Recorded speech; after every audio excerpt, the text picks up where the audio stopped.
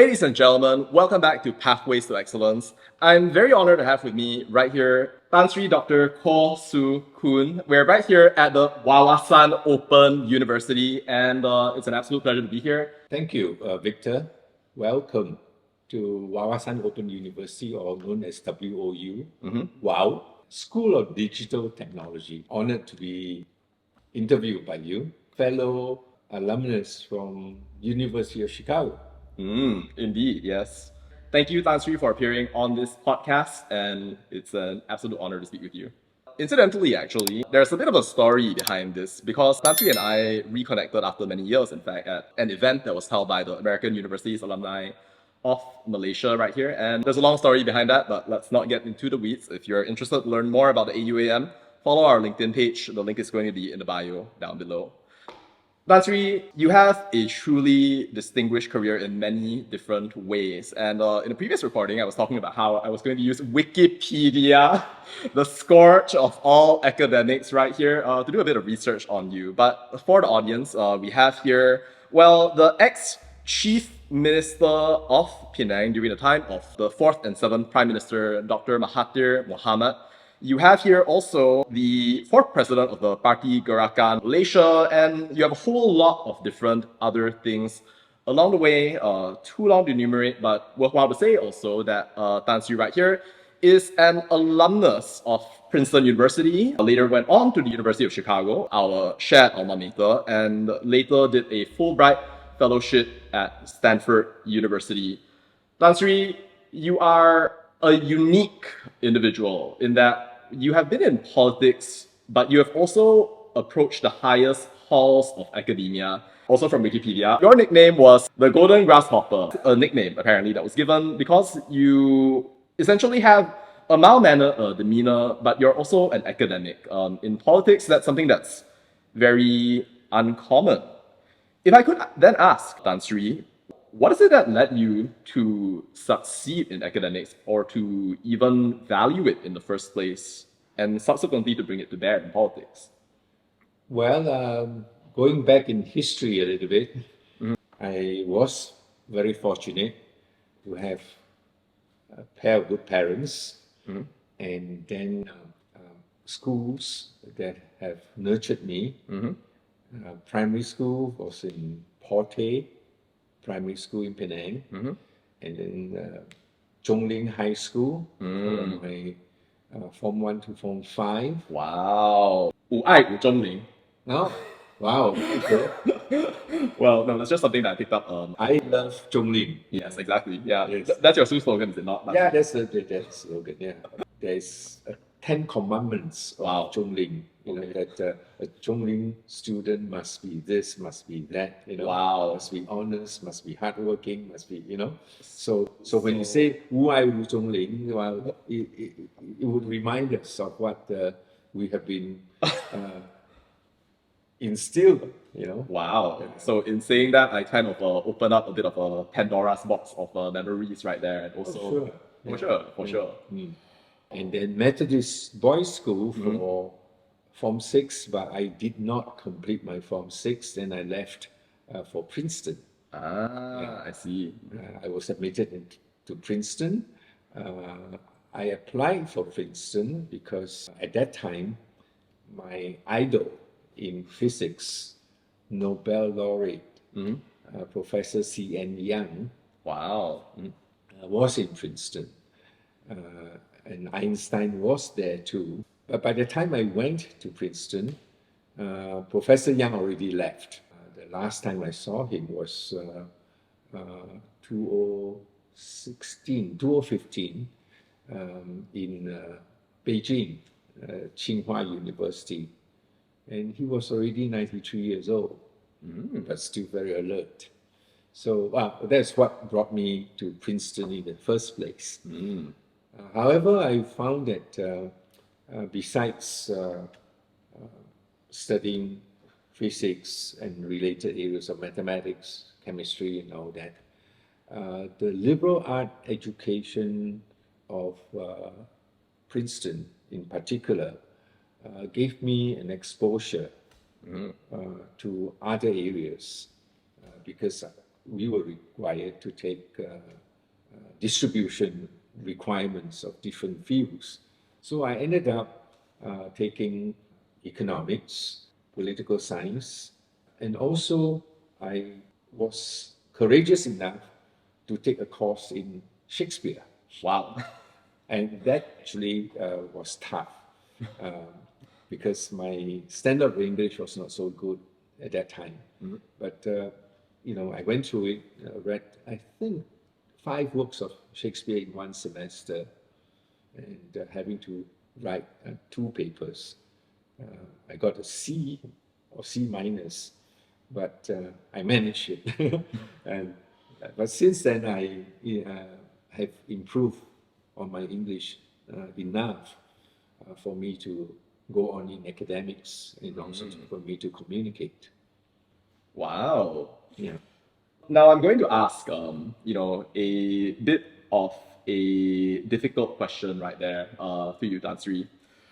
Of all the different educational experiences that you had mentioned up until now, which of these do you remember the most fondly? Well, I would say that my experience in both Princeton and Chicago was more extracurricular. Extracurricular. Yes, than just purely academic. I see. Because besides the academic courses that I took in those 2 universities, I was in the US at a very interesting, exciting, or challenging times. In the 60s, when you have the Vietnam War raging, and the campus was mostly anti-war. Wow. And then also at the same time, you had the civil rights movement, ongoing. And I was actually caught in 2 incidents which really, shook me up. The first was both in 1968. First one was in April, when I was in Washington, D.C., visiting a classmate from MBS, Penang. And we were caught in a riot because that was the day after Martin Luther King was assassinated. Wow. Okay, and we had to run for our lives for about 5 miles, I think, back to where he stayed. And when we turned on the TV, then we discovered that 100 cities in the US were burning. Oh. So it was like a shock to me, the most democratic, richest country in the world, and yet having this huge problem of ethnic divide, of confrontation. After that, in June, I was sleeping in my room, and at 3:30 a.m., big bang on the door, and my freshman classmate, who was a Robert Kennedy fan, threw himself in and cried, he was killed, he was killed. Then there was the assassination of Robert Kennedy while running for president. Wow. So, it was like, another shock to me. And then that summer, I stayed back in Princeton to work in the lab, in the physics lab. But, that was a very hot summer, not just climate-wise, but politically for the US, because demonstrations in Chicago, and I didn't know I was going to Chicago at that time, at the Democrats' National Convention, because of the war and because of the civil rights issue. So again, it was a summer where I was really politicized. And that was when I sort of decided that I would be more interested in people outside in society rather than particles inside the lab. Okay. And that sort of led me on to petition the university that for my senior thesis, can I not write on physics, either experimental or theoretical, but to write a new topic on science education and economic development. Because I thought that, the transition for me from physics would be into science education, and that's where I could come back to Malaysia to contribute. So the flexibility of the liberal arts education allowed me to do that. And to me, I think that was a very enriching experience. Fascinating. Yes. Thank you for that sharing. And so, Tan Sri, I'd like to draw into your time at Chicago for a brief moment. But I would also like to highlight an interesting, well, sight that you'll see when you enter the Booth Business School. Inscribed somewhere near the staircase leading up to the second floor is the following quote: "Why are you here and not somewhere else?" So then my question is, Tan Sri, of all the possible choices, the possible, paths on the multiverse that you could have gone on right there, appealing to your interest maybe in theoretical physics, what led you to Chicago as opposed to anywhere else? Well, after my experience in Princeton, after I decided to move into the field of education, I also decided to take a year off. And I came back to Malaysia. I worked in the Southeast Asian Center for Science and Mathematics Education in Penang as an assistant for a few months. Then I worked in the Bank Negara task force on agro industry as an intern research assistant again, which gave me the opportunity to move around Malaysia, mainly the rural areas, to check on prices of goods, commodities, and all that. And that gave me, yet another angle. So my year off was important because it was during that year, before I came back, I met up with professors in Chicago. And also my other choice was Harvard. But I found the Chicago professors in the Center of Comparative Education, which is also quite unique. They were extremely cordial, very warm. And I said, oh, I like it. I like that kind of environment.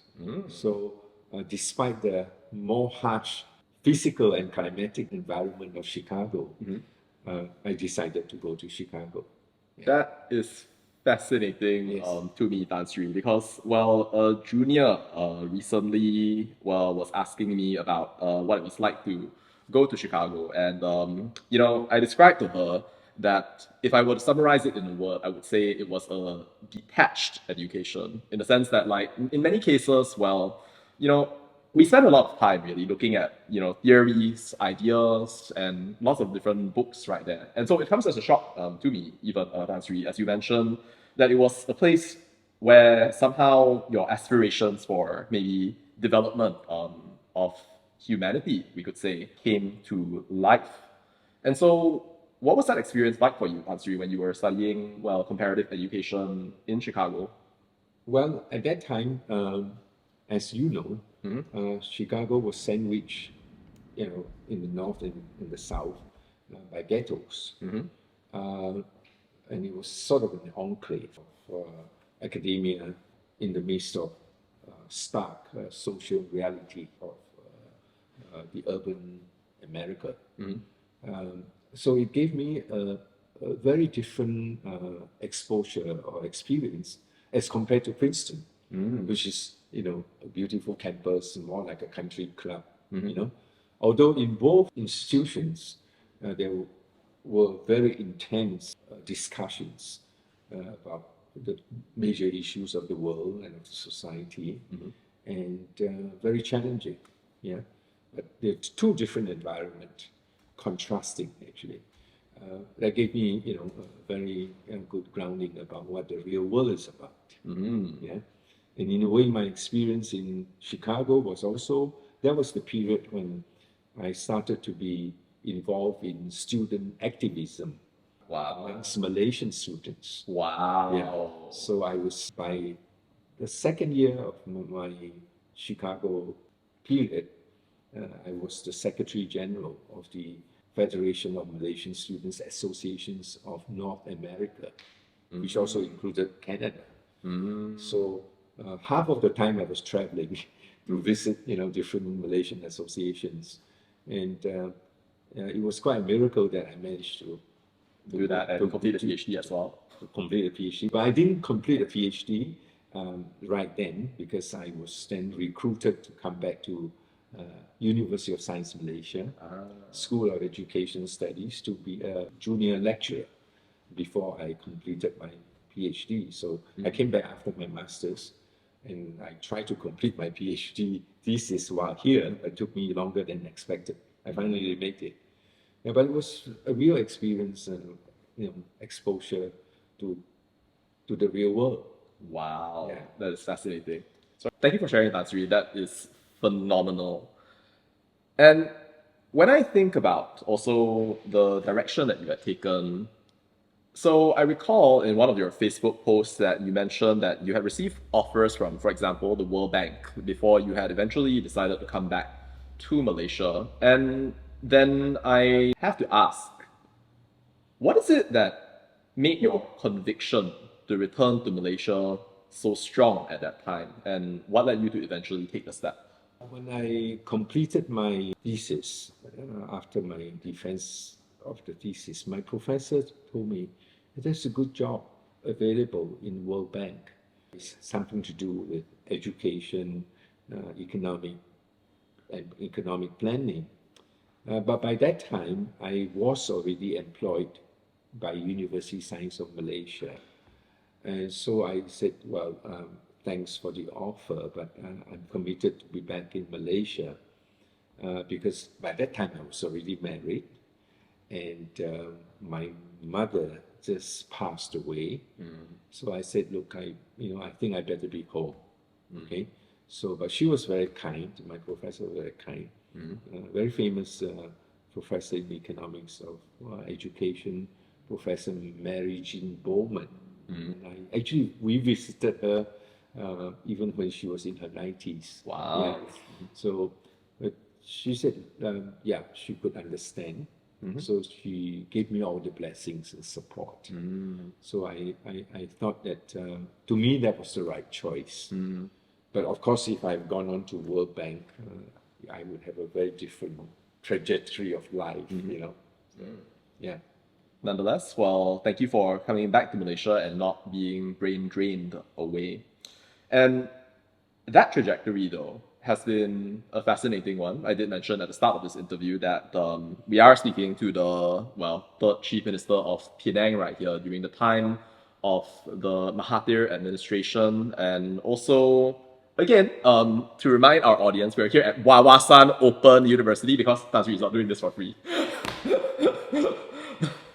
But nonetheless, you spent a long time in this process of bringing many things to life. I think that there are too many things to go into here, but perhaps we can focus on the education aspect. So, Tan Sri, you mentioned that you did your thesis on, science education and its relation to economic development. Would you maybe share with me how that affected the way, or not just that particular thesis, but rather your thinking leading up to the point that you had become Chief Minister of Penang, had ended up influencing the education system of Penang and subsequently, in your eyes, its economic development? Well, that was actually my bachelor thesis was on science education in Malaysia, but my PhD thesis was actually on Japan. Japan? Yeah, because Fascinating. my professor happened to have a set of data in a very huge survey on Japan and on the farmers, the entrepreneurs, and self-employed, and also the civil servants. There was a huge project, and there were a lot of data. So I was a research assistant helping in that project, and then I said, hey, could I use part of that as my thesis? And of course, the flexibility of U.S. education again allowed me to use that, and I managed to graduate to finish my thesis faster without having to go through a very laborious process of conducting survey research and all that, right? So, but that one gave me a different perspective, and it was very useful because when I came back, and after I entered politics, uh, it was a very important background for me because economic development must be supported and promoted by human resource development. Okay, and so what I have learned in that process enabled me to realize the importance of the link between education and industry, education and society. Right? And it so happened that my predecessor, Tun Dr. Lim Chong Yu, in his final year in 1989-90 in office, he started with the industry Penang Skills Development Center. And that to me was a very important institution, combining, working closely between industry, university, and government. Yeah.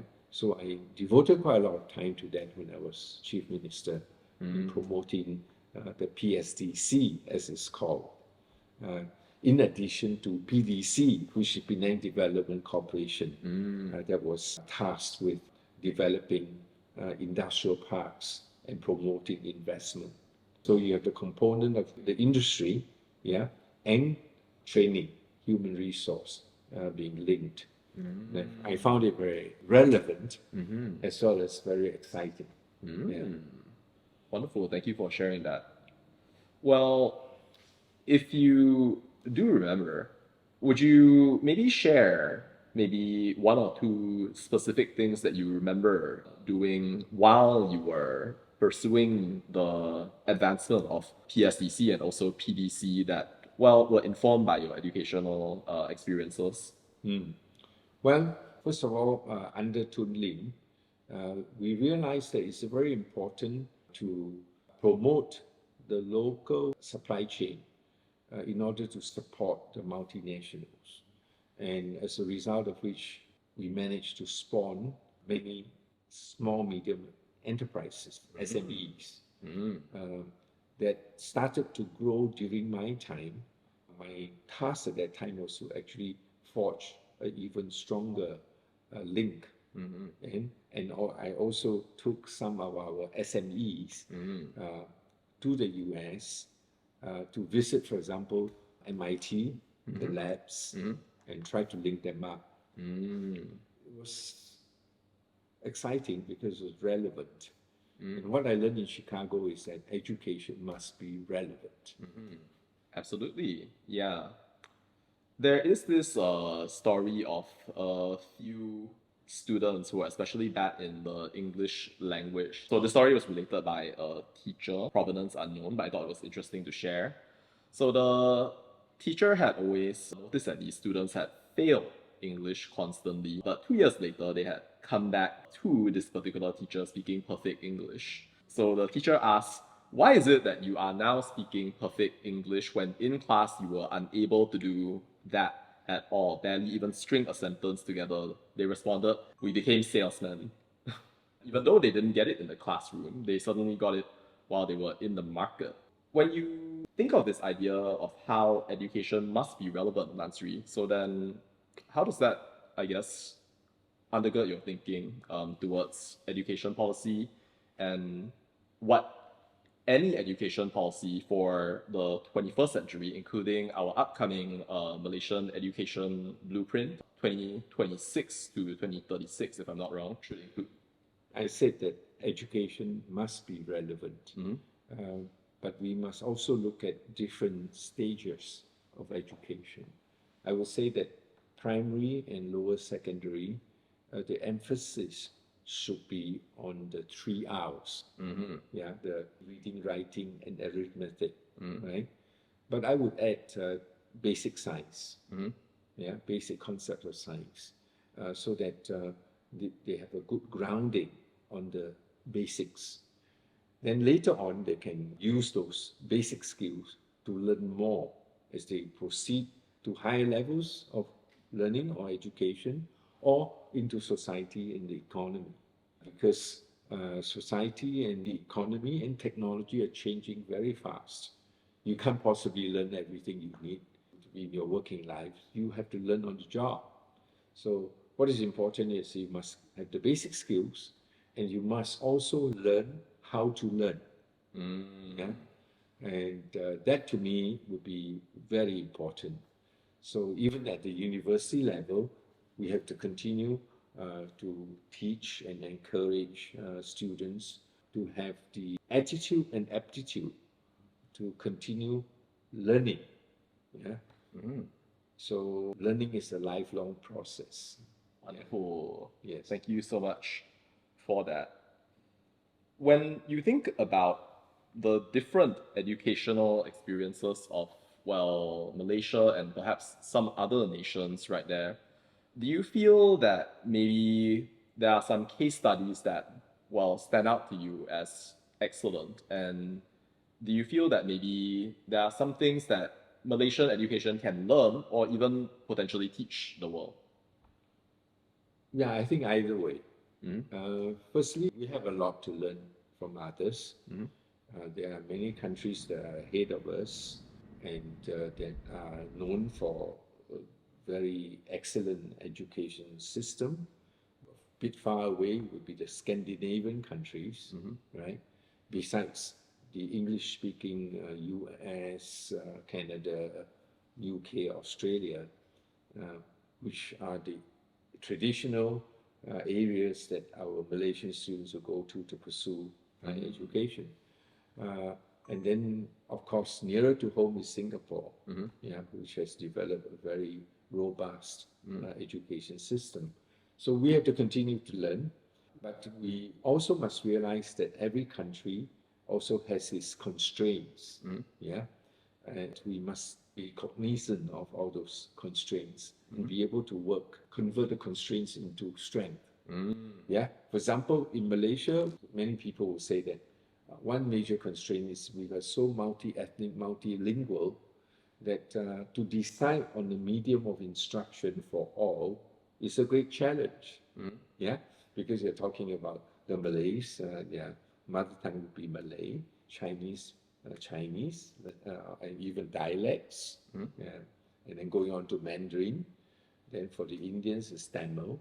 And then for all, is English and also Malay as a national language. So in this very multilingual melting pot sort of, a student is really challenged to see how to master all the languages. Yeah? And it's not possible for you to attain mastery in all languages. It's not easy. So you have to look at, for what purpose. Yeah. And well, a lot of people laugh at what is called Malaysian English, or even in Singapore, Singlish. Right? That leh. Yeah, well, That leh, that's really. susah mah. Okay, but very challenging. Okay, but that itself is a strength because it actually makes us more appreciative of differences, of diversity, right? Which a monolingual country like the US, most of them are very monolingual, right? And but now increasingly more with Spanish, yeah, with different other languages added, but mainly Spanish because next to Mexico, right? I feel that we must constantly challenge ourselves to open up and to learn more. Yeah. Well, thank you so much for that, Tan Sri. So, as we move towards the close of this interview, I'm wondering about what your thoughts are on the modern age. We live, Tan Sri, in an age where now generative AI has come and brought the prospect that tasks that hitherto were the sole province of human beings are now being performed by generative AI models, ChatGPT, and various other things of that nature that can write, create, articulate, and even paint things that once upon a time human beings were thought to be, the sole creators of. So when you think about this development, Tan Sri, do you feel that it is something materially different compared to any other change that had come forth in our society before, or do you feel that it is more of the same in some ways? Well, I think it's a very major jump Yeah, although we have gone through such disruption before, in the previous revolutions, industrial revolution, technology, and before the agricultural revolution, at every stage, the human society or humanity actually make a big leap forward, but not without pains, right? Similarly, I think it's going to happen this way. I'm experiencing it. I'm not very, I'm not at all IT savvy. I was brought up in old school, and I even can't type very well on the computer. When I write, I still need to do pencil and paper. Yeah, as you notice, I take notes. Oh, yes. Yeah, and there was the training in the past. Yes, Tan Sri. I still remember your picture. Yeah, that's right. For the audiences on the screen. Yeah, because he noticed that I was taking notes while at the Very prodigious notes, Tan Sri. and then I became a habitual note taker. Of course, it poses a challenge for storage and filing, but on the other hand, it actually helped me to concentrate, right? To be more focused, and then to also be able to use arrows in order to link up ideas that I jotted down, and to enable me to pose questions. Wow. Yeah. So that was a learning skill, or rather, a learning skill that I have taken up in the universities and even before. As English is not really my mother tongue and also not even my second language, more like my third language. I actually did so out of panic because I was worried that I would miss out things. And even in high school, I will miss out what the teacher said, right? So I try to take notes and have developed that skill, which came in handy, but it is also a bit messy. Well, to your credit, Tan Sri, well, a lot of people do talk about, well, artificial intelligence, but I'm not convinced that everybody invests in their natural intelligence, and that you can do so even at such an age is truly amazing. I hope to be like you one day. Wow. Oh, thank you. Yeah. Thank you. Yeah. But having said that, then, when you think about the future, then how do you see the role of human capital changing as these sorts of technological developments become ever more present and ubiquitous in our daily life? Yeah, well, I think that human beings always learn. Yeah, sometimes a hard way, or really, I would say that mostly hard way too. Because it's not easy. But if it's augmented, supported by technology, AI included, then hopefully we can do more, right? Hopefully we can be more effective and efficient, yeah, and generally that would add to human progress. Yeah. Wonderful. Thank you so much for that. Yeah, but I think more importantly, it is the attitude. I mean, we can learn, we can have a lot of skills, but what is our attitude towards life, for ourselves as individuals, for our family, and also towards humanity, right? How is our outlook of life? I think that is something which AI will be able to teach us. Wonderful. And it can only be learned through actual human interactions. Yeah. Mostly, I would say a lot of it has to be direct. Yeah. Maybe it can be mediated through media, but it has to be in real interaction. Wonderful. Right. Thank you so much for that. And so, Tan Sri, as we look towards the future, not just of the nation, but also of the world at large, you've been invested in education all your life right here. And speaking on the topic of family, so then even your family has followed in the tradition of excellence, your children graduating from Princeton University, your alma mater, as well. Instead of thing, was that something that, well, you had said, son, daughter, you must go to Princeton? I didn't dictate that. Really? But I did bring them to Princeton during reunions or other visits. And somehow they had an impression about Princeton. I see. And fortunately, they got admitted and they decided to choose Princeton. Wow. Although they were also admitted to a few other universities. Wow. Yeah. So maybe that was part of their growing up. Wonderful. Familiarity may be one factor too. I see. Wonderful. Tan Sri, when you think about, well, education, not just for your own family, but also all the different families in Malaysia, I guess, what are some of your hopes that Malaysia as a nation will be able to attain to in developing its education system, both now and in the years ahead? Well, on a macro scale, larger scale, in education, there is always a few major objectives. One is that you must achieve excellence, right, in terms of knowledge and skills. But then, on the other hand, on the policy level and national level, you also would like to spread opportunities to be wider and to be more equal, right? But the irony is that equal opportunity actually means opportunity to be unequal, right? Because when you place people on the track to run, then you have those with longer legs who run faster, or those with better practice, more determination. So in that sense, the end results may be unequal, right? Or would be definitely unequal. And that's how then policymakers have to manage that inequality that comes out of equality of opportunity, right? And how we have to adjust. And I think it's a constant challenge which will never end. Will never end. Yes, I think so. Really? Okay. Yeah. Wonderful. That's what keeps politicians alive. I'm talking about genuine politicians, not so much. Of course, there are many other reasons why politicians, will stay alive. But if you are committed to bring progress and prosperity, peace, and all that, it's a constant challenge, right? Wonderful. Thank you so much for that.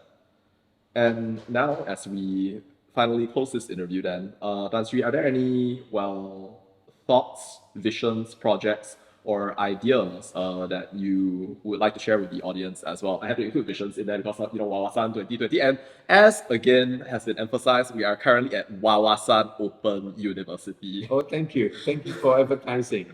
This is a university that was started off by us, based in Penang. It's a university for the working adults.